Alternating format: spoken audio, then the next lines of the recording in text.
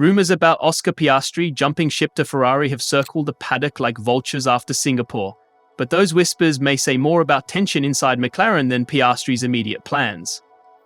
McLaren's internal development roadmap also appears to have shifted. Team principal Andrea Stella admitted that upgrades are now more conservative, perhaps to protect their lead against Red Bull. And with the papaya rules now under strain, McLaren's promises of balanced freedom are starting to crack. Before we dig deeper, hit subscribe if you want the inside story, every radio message, every tense moment, and every move behind the scenes. The Ferrari rumours exploded just days after the Norris-Piastri clash. Swiss outlet Blick reported that Piastri may eye a switch to Maranello as early as 2027, citing contract uncertainties around Hamilton and Leclerc. For Ferrari, planning beyond 2026 is critical. Lewis Hamilton is in the twilight of his career, Charles Leclerc is long-term but increasingly restless, and Ferrari's identity as a team of superstar drivers makes Piastri a tantalizing option. But the story raised immediate questions. If Piastri is leading the championship with McLaren dominant in both titles, why even consider leaving now? Piastri himself has dismissed the speculation.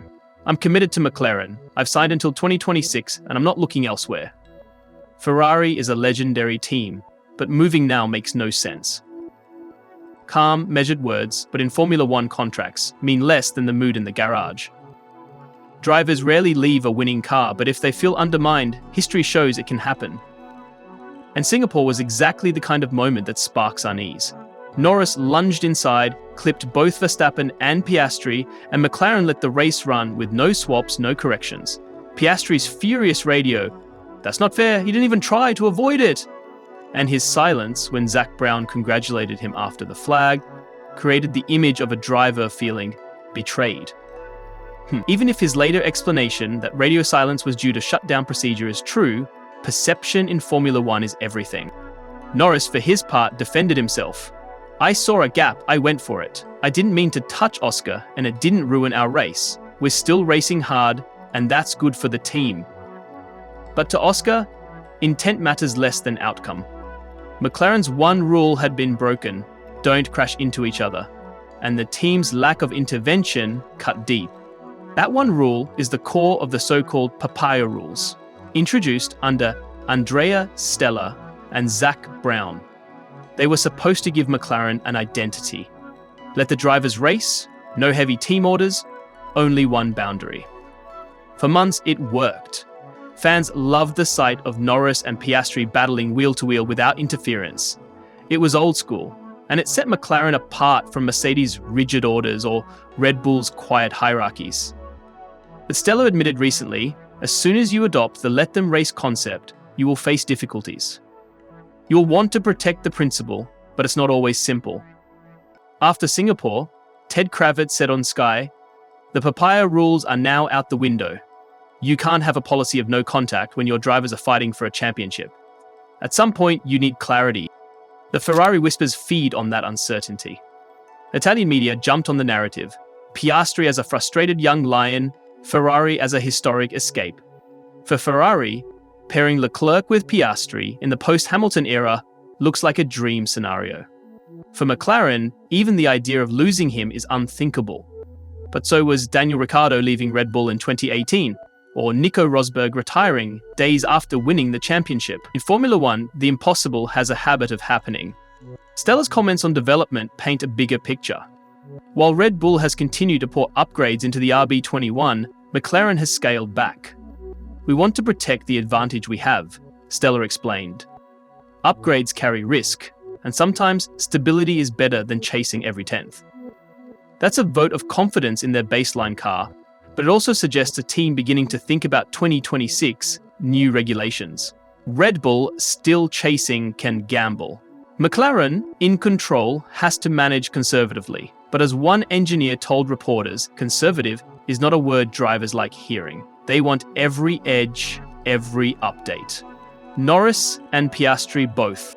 Inside the garage, comparisons are becoming inevitable. Norris is McLaren's established star, the driver the team has nurtured since his teenage years. He has built his career in papaya, and fans see him as the natural leader. Piastri, though, has been stunning since his rookie year. Calm, quick, analytical, and utterly unafraid to fight Norris wheel to wheel. Brundle said it plainly. Oscar isn't here to be number 2, he's here to win, and Singapore proved he won't accept less. Fans online are divided. Some back Norris, saying Piastri should respect seniority. Others argue McLaren is failing to treat Oscar equally.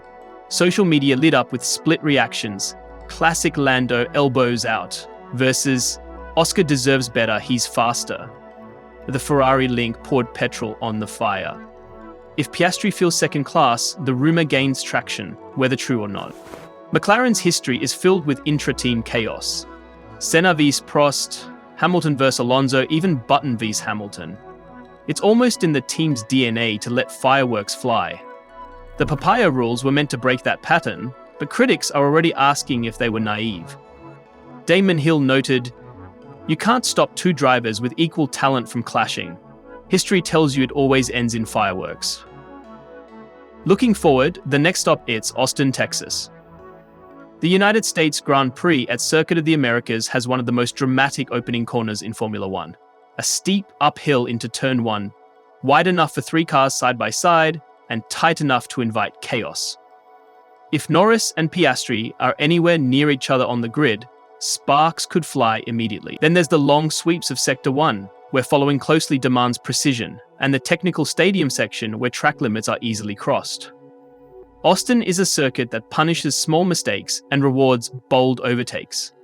Exactly the kind of track that tests fragile teammate trust. After Austin comes Mexico, with its slipstream-heavy straights and low-grip surface.